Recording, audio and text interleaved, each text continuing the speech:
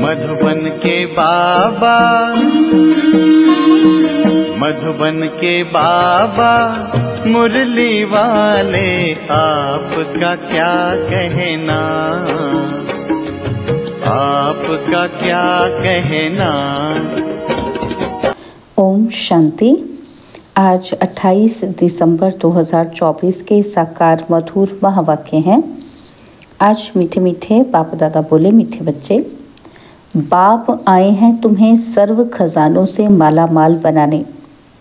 तुम सिर्फ ईश्वरीय मत पर चलो, अच्छी रीति पुरुषार्थ कर बरसा लो, माया से हार नहीं खाओ। बाबा ने कहा, मीठे बच्चे, बाप आए हैं तुम्हें सर्व खजानों से माला माल बनाने। तुम सिर्फ ईश्वरीय मत पर चलो, अच्छी रीति पुरुषार्थ कर बरसा लो, माया से हार नहीं खाओ। बाबा ने आज प्रश्न पूछा कि ईश्वरीय मत, दैवी मत और मनुष्य मत में कौन सा मुख्य अंतर है। तो उत्तर में बाबा ने कहा, ईश्वरीय मत से तुम बच्चे वापस अपने घर जाते हो और फिर नई दुनिया में ऊंच पद पाते हो। दैवी मत से तुम सदा सुखी रहते हो, क्योंकि वह भी बाप द्वारा इस समय की मिली हुई मत है, लेकिन फिर भी उतरती तो नीचे ही हो। मनुष्य मत दुखी बनाती है। ईश्वरीय मत पर चलने के लिए पहले पहले पढ़ाने वाले बाप पर पूरा निश्चय चाहिए। ओम शांति। बाप ने अर्थ तो समझाया है कि मैं आत्मा शांत स्वरूप हूँ। जब ओम शांति कहा जाता है तो आत्मा को अपना घर याद आता है। मैं आत्मा शांत स्वरूप हूँ। फिर जब ऑर्गन्स मिलते हैं तब चौकी बनती है। पहले छोटे ऑर्गन्स होते हैं, फिर बड़े होते हैं। अब परमपिता परमात्मा तो है निराकार, उनको भी रथ चाहिए टॉकी बनने के लिए। जैसे तुम आत्माएं परम धाम की रहने वाली हो, यहाँ आकर टॉकी बनती हो।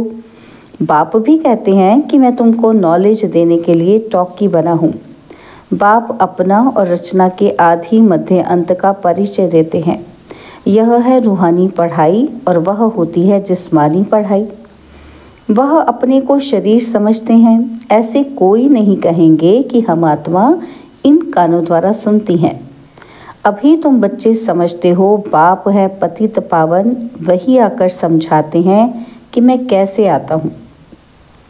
तुम्हारे मिसल में गर्भ में नहीं आता हूँ, मैं इनमें प्रवेश करता हूँ। फिर कोई प्रश्न ही नहीं उठता। यह रथ है, इनको माता भी कहा जाता है। तो सबसे बड़ी नदी ब्रह्मपुत्रा है, तो यह है सबसे बड़ी नदी। पानी की तो बात ही नहीं।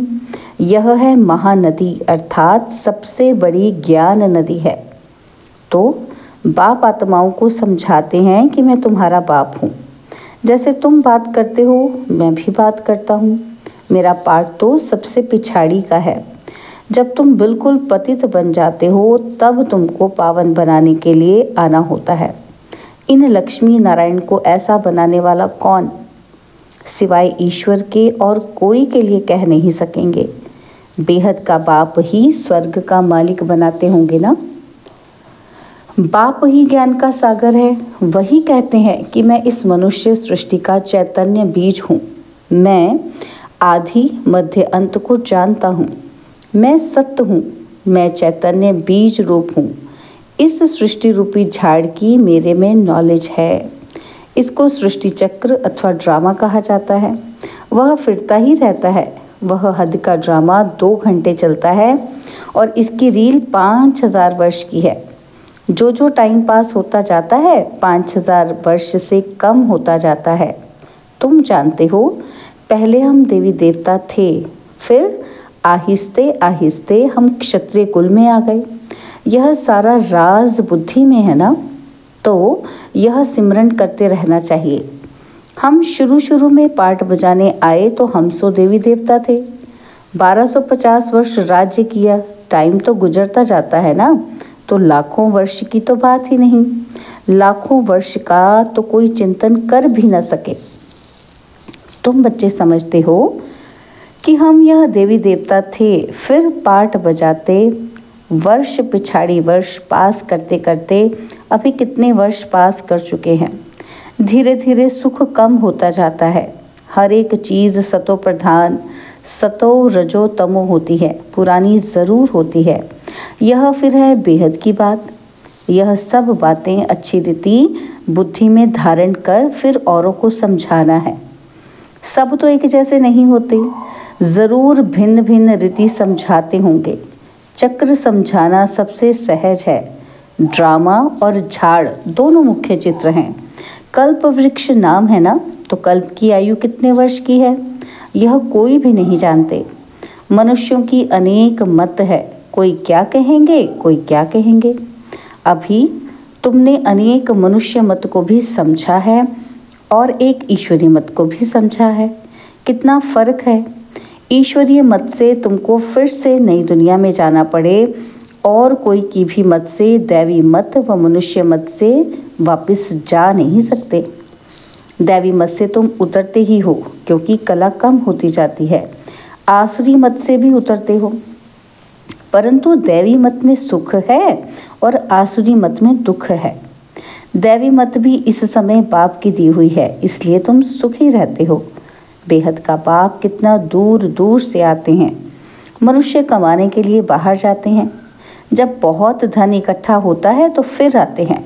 बाप भी कहते हैं मैं तुम बच्चों के लिए बहुत खजाना ले आता हूँ, क्योंकि जानता हूँ तुमको बहुत माल दिए थे, वह सब तुमने गवा दिया। तुमसे ही बात करता हूँ जिन्होंने प्रैक्टिकल में गवाया है। 5000 वर्ष की बात तुमको याद है ना? कहते हैं हाँ बाबा, 5000 वर्ष पहले आपसे मिले थे, आपने वर्षा दिया था। अब तुमको स्मृति आई है कि बरोबर बेहद के बाप से बेहद का वर्षा लिया था। बाबा आपसे नई दुनिया की राजाई का वर्षा लिया था। अच्छा, फिर पुरुषार्थ करो। ऐसे नहीं कहो कि बाबा माया के भूत ने हमको हरा दिया। देह अभिमान के बाद ही तुम माया से हारते हो। लोभ किया, रिश्वत खाई, लाचारी की बात और है। बाबा जानते हैं कि लोभ के सिवाय पेट पूजा नहीं होगी। हर्जा नहीं, भल खाओ परंतु कहीं फंस नहीं मरना, फिर तुमको ही दुख होगा। पैसा मिलेगा, खुश हो खाएंगे। कहा पुलिस ने पकड़ लिया तो जेल में जाना पड़ेगा, ऐसे काम नहीं करो, उसका फिर रिस्पॉन्सिबल मैं नहीं हूँ। पाप करते हैं तो जेल में जाते हैं, वहाँ तो जेल आदि होता ही नहीं। तो ड्रामा के प्लान अनुसार जो कल्प पहले तुमको वर्षा मिला है, 21 जन्म लिए वैसे ही फिर लेंगे। सारी राजधानी बनती है, गरीब प्रजा, साहूकार प्रजा, परंतु वहाँ दुख होता नहीं। यह बाप गारंटी करते हैं। सब एक समान तो बन न सके। सूर्यवंशी, चंद्रवंशी, राजाई में सब चाहिए ना। तो बच्चे जानते हैं कि कैसे बाप हमको विश्व की बादशाही देते हैं और फिर हम उतरते हैं।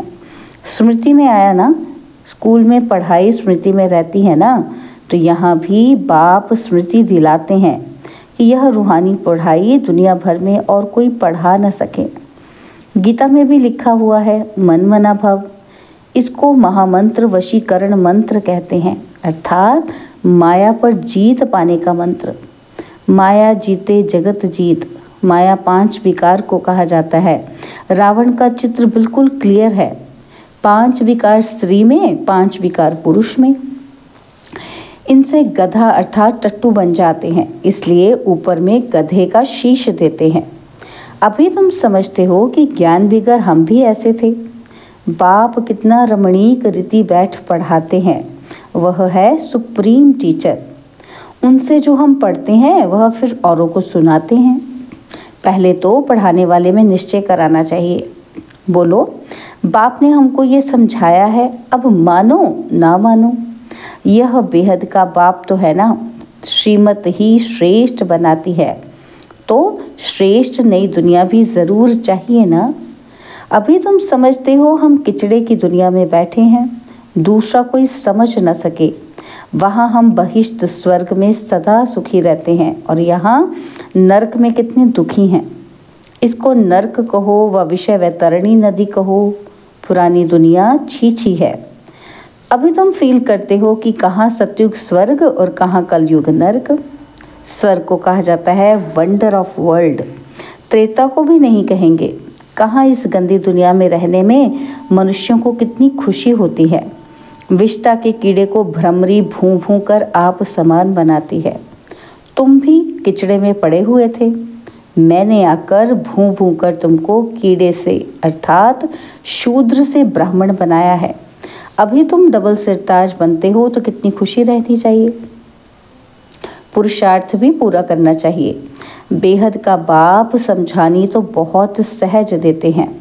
दिल से लगता भी है कि बाबा सच कहते हैं। इस समय सभी माया की दुबन में फंसे हुए हैं। बाहर का शो कितना है। बाबा समझाते हैं कि हम तुमको दुबन से आकर बचाते हैं, स्वर्ग में ले जाते हैं। स्वर्ग का नाम सुना हुआ है ना? तो अभी स्वर्ग तो है नहीं, सिर्फ यह चित्र है। यह स्वर्ग के मालिक कितने धनवान थे। भक्ति मार्ग में भल रोज मंदिर में जाते थे, परंतु यह ज्ञान कुछ नहीं था। अभी तुम समझते हो कि भारत में यह आदि सनातन देवी देवता धर्म था। इनों का राज्य कब था ये किसी को पता नहीं है। देवी देवता धर्म के बदले अब फिर हिंदू हिंदू कहते रहते हैं। शुरू में हिंदू महासभा का प्रेसिडेंट आया था, बोला हम विकारी असुर हैं, अपने को देवता कैसे कहलाएं। हमने कहा अच्छा आओ तो तुमको समझाएं कि देवी देवता धर्म की स्थापना फिर से हो रही है। हम तुमको स्वर्ग का मालिक बना देंगे, बैठकर सीखो। तो बोला दादाजी फुर्सत कहाँ। फुर्सत नहीं तो फिर देवता कैसे बनेंगे। ये पढ़ाई है ना, बेचारे की तकदीर में नहीं था, मर गया। ऐसे भी नहीं कहेंगे कि वह कोई प्रजा में आएगा, नहीं, ऐसे ही चला आया था। सुना था यहाँ पवित्रता का ज्ञान मिलता है, परंतु सत्युग में तो आ न सके, फिर भी हिंदू धर्म में ही आएंगे। तुम बच्चे समझते हो कि माया बड़ी प्रबल है, कोई न कोई भूल कराती रहती है। कभी कोई उल्टा सुल्टा पाप हो तो पाप को सच्ची दिल से सुनाना है। रावण की दुनिया में पाप तो होते ही रहते हैं। कहते हैं हम जन्म जन्मांतर के पापी हैं। ये किसने कहा? आत्मा कहती है। बाप के आगे या देवताओं के आगे? अभी तो तुम फील करते हो कि बरोबर हम जन्म जन्मांतर के पापी थे। रावण राज्य में पाप जरूर किए हैं। अनेक जन्मों के पाप तो वर्णन नहीं कर सकते हो, इस जन्म का वर्णन कर सकते हैं। वह सुनाने से भी हल्का हो जाएगा। सर्जन के आगे बीमारी सुनानी है कि फलाने को मारा, चोरी की, इस सुनाने में लज्जा नहीं आती है। विकार की बात सुनाने में लज्जा आती है। सर्जन से लज्जा करेंगे तो बीमारी छूटेगी कैसे, और फिर अंदर दिल को खाती रहेगी। बाप को याद ही नहीं कर सकेंगे। सच सुनाएंगे तो याद कर सकेंगे। बाप कहते हैं मैं सर्जन तुम्हारी कितनी दवाई करता हूँ, तुम्हारी काया सदैव कंचन रहेगी। सर्जन को बताने से हल्का हो जाता है। कोई कोई आप ही लिख देते हैं कि बाबा हमने जन्म जन्मांतर पाप किए हैं, पाप आत्माओं की दुनिया में पाप आत्मा ही बने हैं। अब बाप कहते हैं बच्चे तुम्हें पाप आत्माओं से लेन देन नहीं करनी है। सच्चा सतगुरु अकाल मूर्त है बाप, वह कभी पुनर्जन्म में नहीं आते हैं। उन्होंने अकाल तख्त नाम रखा है, परंतु अर्थ नहीं समझते हैं। बाप ने समझाया है आत्मा का ये तख्त है, शोभता भी यहाँ है और तिलक भी यहाँ देते हैं, भृकुटी में देते हैं ना, तो असल में तिलक एकदम बिंदी मिसल देते थे। अभी तुमको अपने को आप ही तिलक देना है। बाप को याद करते रहो। जो बहुत सर्विस करेंगे तो बड़ा महाराजा बनेंगे। नई दुनिया में पुरानी दुनिया की पढ़ाई थोड़ी पढ़ना है, तो इतनी ऊंच पढ़ाई पर फिर अटेंशन देना चाहिए। यहाँ बैठते हैं तो कोई का भी बुद्धि योग अच्छा रहता है, कोई का कहाँ कहाँ चला जाता है। कोई 10 मिनट लिखते हैं, कोई 15 मिनट लिखते हैं। जिसका चार्ट अच्छा होगा उसको नशा चढ़ेगा कि बाबा इतना समय हम आपकी याद में रहे। 15 मिनट से जास्ती तो कोई लिख नहीं सकते, बुद्धि इधर उधर भागती है। अगर सब एक रस हो जाए तो फिर कर्मातीत अवस्था हो जाए। बाप कितनी मीठी मीठी लवली बातें सुनाते हैं। ऐसे तो कोई गुरु ने नहीं सिखाया। गुरु से सिर्फ एक थोड़ी सीखेगा, गुरु से तो हजारों सीखे ना, सतगुरु से तुम कितने सीखते हो। यह है माया को वश करने का मंत्र। माया 5 विकारों को कहा जाता है। धन को संपत्ति कहा जाता है। लक्ष्मी नारायण के लिए कहेंगे कि इन्हों के पास बहुत संपत्ति है। लक्ष्मी नारायण को कभी माता पिता नहीं कहेंगे। आदि देव आदि देवी को जगत पिता जगत अम्बा कहते हैं, इनको नहीं। यह स्वर्ग के मालिक हैं। अविनाशी ज्ञान धन लेकर हम इतने धनवान बने हैं। अम्बा के पास अनेक आशाएं लेकर जाते हैं। लक्ष्मी के पास सिर्फ धन के लिए जाते हैं और कुछ नहीं। तो कौन बड़ी हुई? यह बातें किसी को पता नहीं कि अम्बा से क्या मिलता है, लक्ष्मी से क्या मिलता है। लक्ष्मी से सिर्फ धन मांगते हैं और अम्बा से तुमको सब कुछ मिलता है। अम्बा का नाम जास्ती है क्योंकि माताओं को दुख भी बहुत सहन करना पड़ा है, तो माताओं का नाम जास्ती होता है। अच्छा, फिर भी बाप कहते हैं कि बाप को याद करो तो पावन बन जाएंगे। चक्र को याद करो, दैवी गुण धारण करो, बहुतों को आप समान बनाओ। गॉड फादर के तुम स्टूडेंट हो, कल्प पहले भी बने थे और फिर अब भी वही एम ऑब्जेक्ट है। यह है सत्य नर से नारायण बनने की कथा। अच्छा, मीठे मीठे सिकिलदे बच्चों प्रति माता पिता बाप दादा का याद प्यार और गुड मॉर्निंग। रूहानी बाप की रूहानी बच्चों को नमस्ते। हम रूहानी बच्चों की रूहानी बाप दादाजी को दिलवा जान सिकवा प्रेम से नमस्ते। ओम शांति। प्यारे बाबा, मीठे बाबा, मेरे बाबा, शुक्रिया बाबा, शुक्रिया बाबा, शुक्रिया। धारणा के लिए मुख्य सार है। पहला पॉइंट है, अपनी बीमारी सर्जन से कभी भी छिपानी नहीं है। माया के भूतों से स्वयं को बचाना है। अपने को राज तिलक देने के लिए सर्विस ज़रूर करनी है। और सेकंड पॉइंट है, स्वयं को अविनाशी ज्ञान धन से धनवान बनाना है। अब पाप आत्माओं से लेन देन नहीं करनी है, पढ़ाई पर पूरा अटेंशन देना है। बाबा ने आज वरदान दिया, इस कल्याणकारी युग में सर्व का कल्याण करने वाले प्रकृति जीत माया जीत भव। इस कल्याणकारी युग में सर्व का कल्याण करने वाले प्रकृति जीत माया जीत भव। संगम युग को कल्याणकारी युग कहा जाता है। इस युग में सदा ये स्वमान याद रहे कि मैं कल्याणकारी आत्मा हूँ। मेरा कर्तव्य है पहले स्व का कल्याण करना, फिर सर्व का कल्याण करना।